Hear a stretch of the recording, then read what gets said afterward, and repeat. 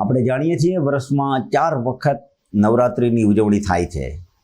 ગુપ્ત નવરાત્રિ, શરદીય નવરાત્રિ અને ચૈત્રી નવરાત્રિ. આમ આસો અને ચૈત્રી માસના નવરાત્રિનું માઈ ભક્તોમાં વિશેષ આનંદ હોય છે, વિશેષ ભાવ હોય છે.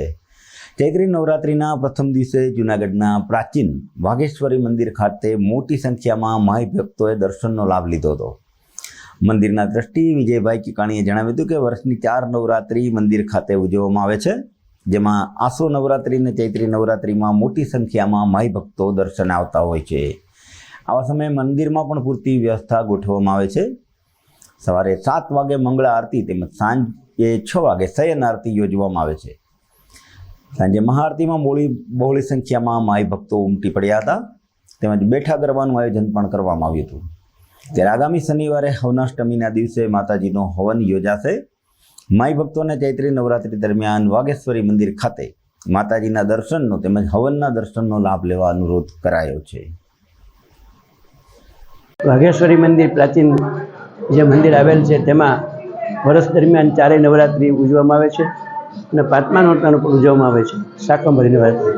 એ મુજબ ચૈત્ર નવરાત્રિનો આજથી પ્રારંભ થયેલ હોય અને નવરાત્રિના ક્રમ મુજબ સવારે 7:15 મંગળા આરતી, 8:15 શણગાર આરતી અને સાંજે 7:15 શયન આરતીના દર્શન કરવામાં આવશે.